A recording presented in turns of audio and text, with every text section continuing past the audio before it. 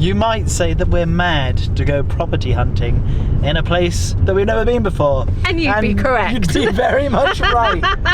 Have you ever dreamt of owning a house in nature but thought you could never afford it? With the ever-increasing cost of living, my dream of this seems to be slipping further and further away every year. As I sit here in my urban jungle, exploring the opportunity of moving to Portugal for a slice of affordable nature, a YouTube video came up of someone buying a fully livable cabin for just £20,000 in Sweden. I thought that this was too good to be true, and I've gone down the biggest rabbit hole ever, and now I'm in Sweden and I'm here to find out what's the catch. We decided to start our investigation by visiting our Swedish friend Lindy, who bought this beautiful property with her husband 3 years ago. Her place originally cost around £40,000 and needed a fair amount of TLC before they could move in. As a local with experience in buying Swedish property, we had a lot of questions. So I think the biggest thing for us right now is it too good to be true to find a place like this, near the woods, near water, and that is actually affordable and isn't going to cost us hundreds and hundreds of thousands of pounds? Or are we being really stupid and naive? Are we being completely naive and we don't know what we're getting ourselves into? No, it is not too good to be true. It is true. I mean, we did it just 3 years ago and we are here. It is happening. Not all buildings like this are in a livable condition right away. Lindy and her husband live abroad and have been working part-time on the property for the past 3 years to get it to look like this, transforming it into a beautiful, traditional style Swedish home. Are there any other big red flag things that we should be looking out for when we're looking at older properties? Really about mold, black mold, fungus, smell, look. That you don't want, because if you get it, it's everywhere. Not necessarily everywhere, but it's almost impossible to get rid of. Okay. And it's really not good for you to live in that environment, especially not with a child. Yeah. What are the running costs of a house like this kind of size?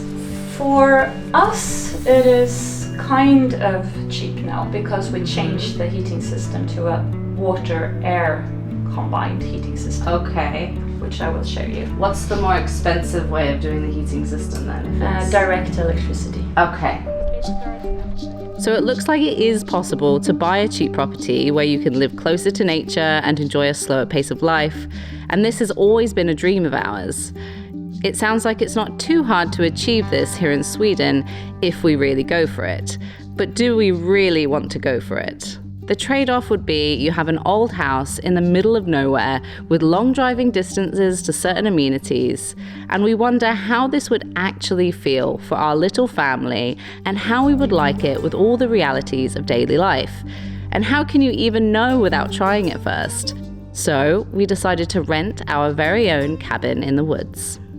One of the options that we would really like to explore is the idea of having a lakefront property. So what we've booked here is a cabin right in front of its very own lake. We've chucked the drone up. This is the only property around this lake as well. So it really does feel very secluded and private. And this place also comes with its own sauna and outdoor barbecue area, which we will of course show you later. But first, let's show you inside. Okay, so as you come in, you have the boot room because obviously you get a lot of snow in Sweden and you don't want to be trampling that inside the house. This is our adorable little cottage for the next few nights. And this is actually a guest house of the property. So the main property is quite a big farmhouse just further down the road. And then as you come down, you've got these two little guest houses at the end of the road. And this is it. This is sort of the main living, kitchen room, dining room space. And then just off of here we have the bathroom and the bedroom. So it's really simple, really lovely and cozy. But the best bit is if you come around here, you have the view of the lake.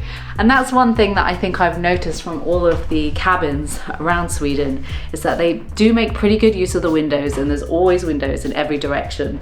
And all those windows obviously are showing the beautiful landscapes around. So right from this side, we've got the lovely lake view. From the other side, we've got all the trees. And yeah, it's just lovely. You're constantly reminded that you're nestled in nature. the thing that got us really excited about this whole idea out here is that if you have a place here, you are allowed a guest house, and if you don't have one on there, even without planning permission, please don't quote me on this, you can build something up to 15 square meters, and then I think with planning permission it can go up to like 30 square meters. So we really like the idea of, if we're not living in our home country, we can have friends, family come and stay whenever they want. They're not going to get on our nerves too much They have their own space. because they got their own space to get on their own nerves.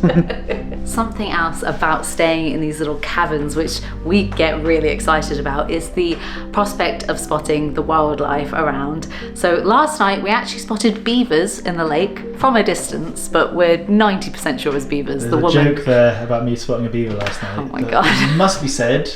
Brilliant. And implied.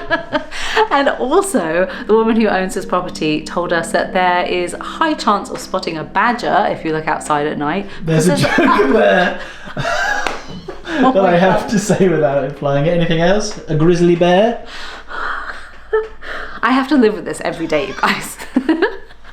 Everything I say turns into an innuendo. My point is, there is a badger that lives right underneath the guest house and comes out at night to go out and forage for food. So there's a high chance you'll get to see him in the evenings.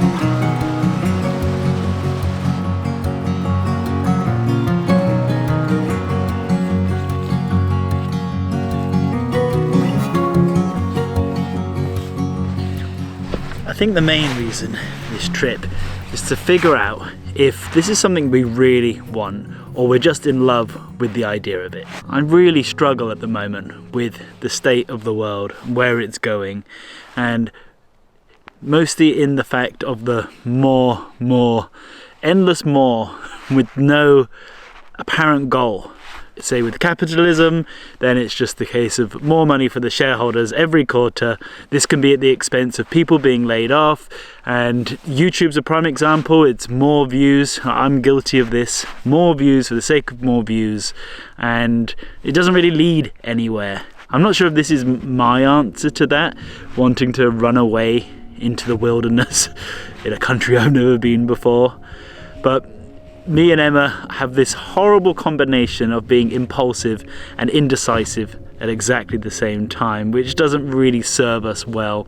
I personally really struggle with being content and wanting more. And I'm not sure where on that spectrum you're supposed to fall, or I'm supposed to fall, because human nature is, obviously we've done so many amazing things and we have this sort of drive in us to do more, but there never seems a goal in sight, an end in sight, and being content doing just what you're doing doesn't feel completely human to me. I have this huge urge to set roots somewhere now that we have a kid and our family needs some kind of roots, but having travelled for 12 years, don't really feel like we belong anywhere, finding that we have itchy feet all the time. And will we ever overcome that? Is it something that we want to overcome? Travelling and moving just comes very naturally to us, and we feel like we get our energy when we're constantly moving and seeing new things, and it's so hard to figure out what you want to do. Can you really ever know what you want? Because you can think you know what you want, and then you get it, and then you didn't really want it in the first place. So how are you supposed to make a decision? Like, you guys, how do you go and say buy a house and commit to a mortgage for 25 years? How do you know you want that? Being tied down to anything gives me huge anxiety, which I think is another reason why we just keep moving and we don't have sort of any debt. The only responsibility is that we have, apart from a child, a camper van in the US, which we could sell at any time. So we feel like we're very free, and the thought of being tied down terrifies us. Talking to a camera is weirdly cathartic, and maybe just talking it through like this, so that maybe we're not ready, but maybe we are. You gotta pick your poison in life.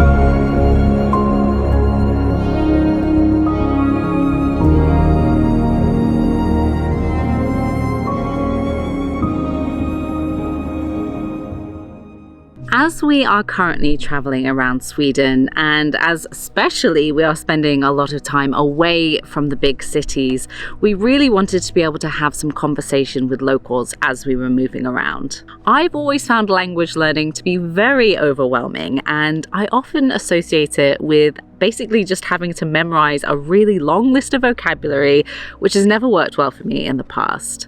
Something I love about Rosetta Stone is their immersion approach with language. Rather than memorizing translations, you learn through a combination of pictures, audio from native speakers, and interactive activities. Ett ägg. Ett ägg. Ett ägg. I not only find this way easier to memorize words and phrases, but I also just find it so much more enjoyable than other methods of language learning. If you've been wanting to learn a new language or wanting to be more prepared for an upcoming trip, I highly recommend the lifetime subscription from Rosetta Stone. It's a one-off payment that gives you access to all of their languages for life. They're also offering the Travel Beans community over 60% off this lifetime subscription, so now is definitely the time to take the plunge. You'll have 25 languages to choose from, and you never have to worry about a renewal fee. Just use our link down in the description if you're interested. We're really enjoying getting to know the Scandinavian culture, and this here is a grill cabin, which is a year-round barbecue experience, and we've just got here and I just am so excited to show you inside. Hello. Hey! So cozy in here. If we buy property here, we definitely need to get one of these. So how this works is that you just make a fire in the middle, and then it has a barbecue grill over the top, so you can eat all year round. But especially now, it's pretty cold at this time of year. It's surprising how quick it goes from being like pretty decent temperature to really cold really quickly. Because it snows so much here, especially in the winter, that doesn't seem to stop them from enjoying the great outdoors. And I just love that we could use this. Even if we don't want to eat, you could just come in here and have a fire.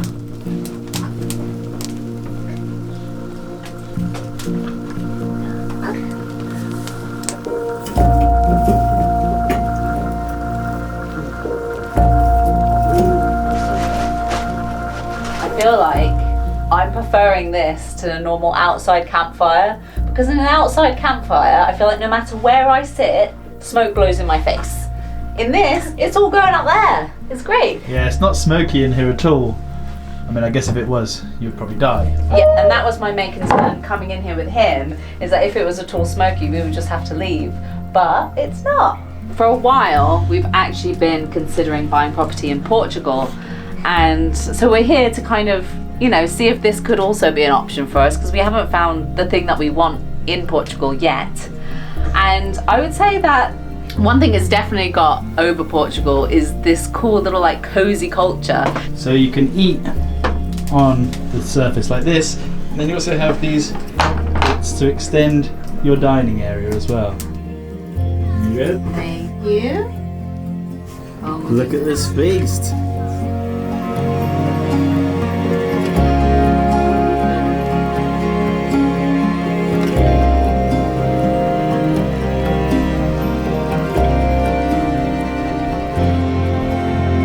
I am loving the Swedish hospitality so far.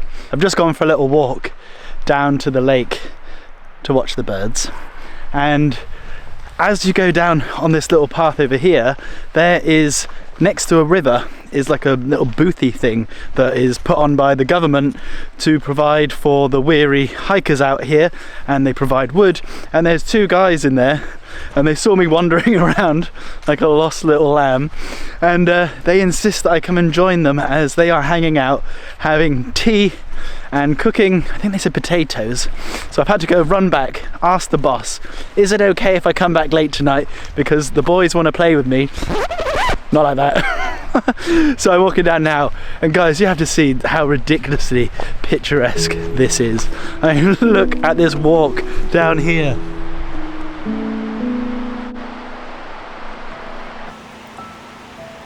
It's funny, I am a very, very trusting person, and Emma is not as trusting as me, so I usually trust her judgment on stuff.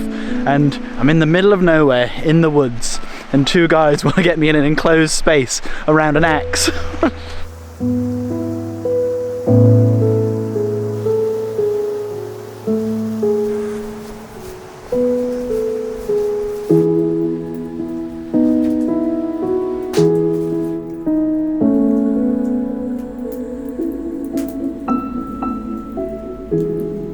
Is this where you kill me with that axe? No, man, it's no horror movie, man. That's happened only in the horror movies. Hey, you get it? You know? I am buzzing right now. I've been in Sweden, no time at all, and I've already got 3 new friends. These guys were Syrian refugees that moved here in 2008. And they said they've been welcomed with open arms here. They love Sweden, so it's a beautiful country, beautiful nature, and they were extremely welcoming. We had tea and snacks, and yeah, if we move here, we've already got new friends.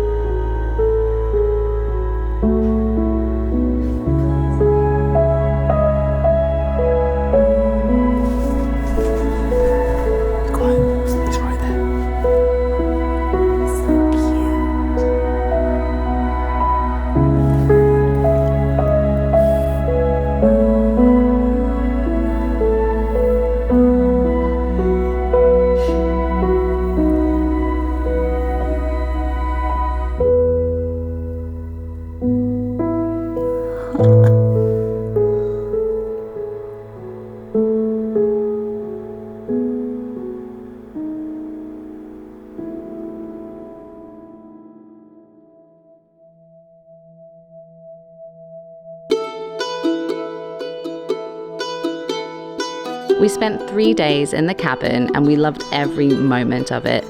The nature, the calm, the wildlife, the noticeable lack of sound and light pollution that we've become so accustomed to back home. It was everything our souls have been craving. So we decided to go to a property viewing to test the waters and see what the process of buying a cheap house out here might look like. Moment of truth, time to put everything we've learned together as we're going to our first house viewing. How are you feeling? Really excited and very grown up. This is the first time ever we've gone to look at houses. Yeah.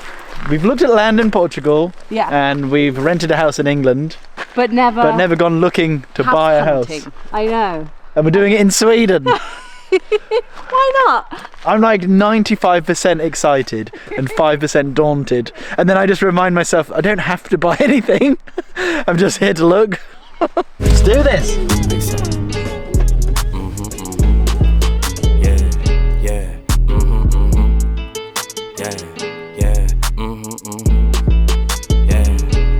Considering we have never been to Sweden before, I can say that I am very quickly falling in love with this place.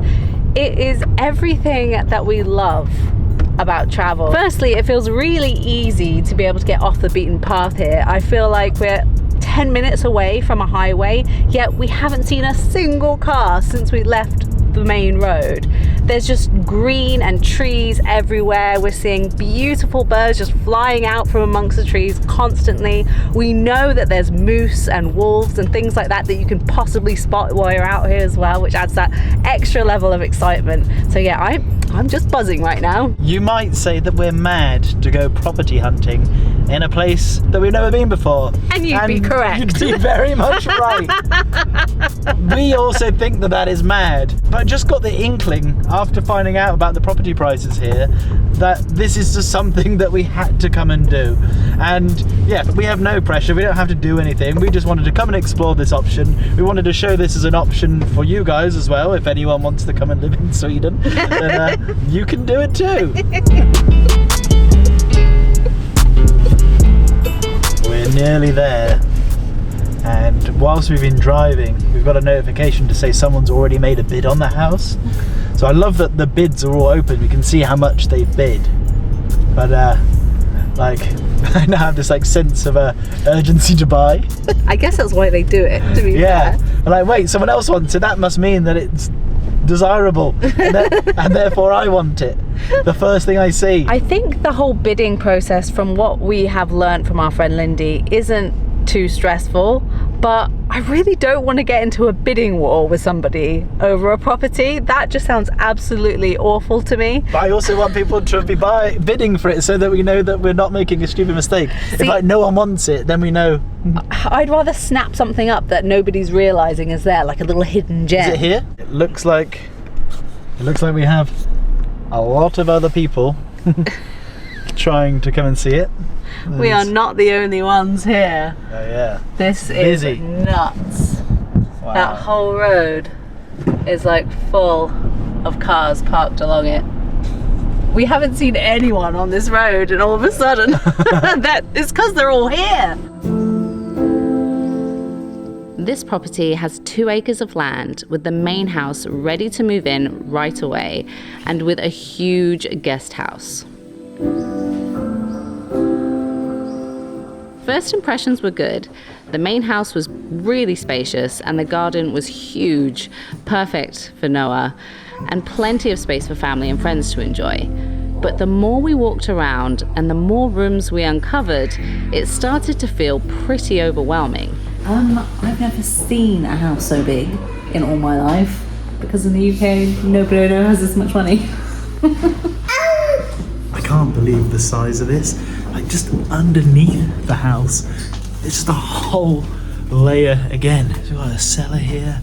It's like unlimited rooms. The 3 of us are used to fitting our lives into a tiny camper van. This place couldn't be further from that. It became very apparent that we didn't need anywhere near this amount of space. So the rumours are true. You get so much for your money. An absurd amount of And money. we've only just seen the first house. There's more.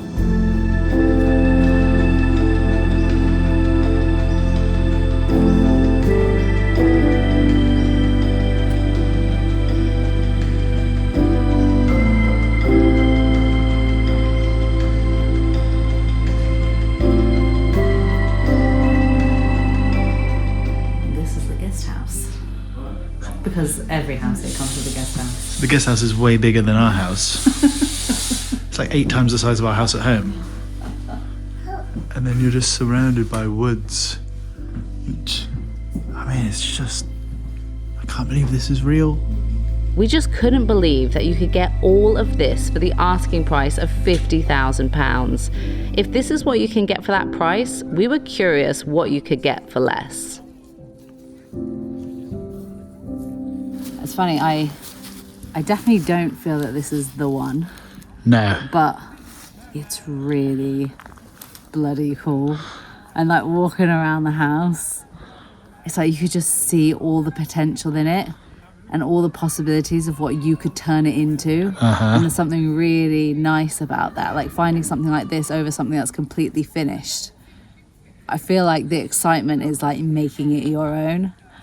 What, so you want a big project? I don't want a big project. I want more of like a surface level project, you know? Like I want to be able to maybe like knock down the old wall, but not like have to completely like rebuild anything. I don't want to actually have to do anything really hardcore when it comes to the renovations. More like basic reno. I also lost count of how many buildings there are. There's so many. There's one there, one behind it, Yeah. one house there, second house there, behind it another building, and then over there, and then you've got all this land as well. And I think for me, I like just going around the guest house and seeing the potential of what you could turn that into. It would be heartbreaking to own it and not turn it into its full potential. And I just don't know how much time that would take to do not only the house renovations, but also the guest house and who knows what with these other buildings. It's more like, it's not even so much like the state of the buildings themselves, it's just how much in terms of size it is. It's just that they're just how much so work big. that would be. There's like 2 full houses. Yeah, big ones at that. Unfortunately, that property wasn't for us, but I do think this idea has legs. If you're interested in doing something similar, like here are our biggest takeaways. Firstly, use the website Hemnet to look for properties. And then secondly, to go through an estate agent if you can, because they act a little bit differently here than they do in the UK, and they're kind of like the lawyers and solicitors all rolled into one. Yeah, so that you know you're not going to get screwed over, basically, because they do have some responsibility over that. So as long as you're going through an estate agent, it should be pretty above board. Yeah, they're not just looking to sell to you for the sake of selling. Yeah. Also that the bidding is non-binding, so even if you made a bid, you're not legally held having to spend that money. So just have a whale of a time. Throw out bids left, right and centre. Yeah. No problem. Put people off. Blow people out of the water. Cause havoc. Let us know down in the comments. Are we absolutely crazy? Yes. Would you do something like this? No. And please send help. And if you're interested in Rosetta Stone, check out the link down in the description. And nothing left to say, but thank you so much for watching. We'll see you next time, and Beans out.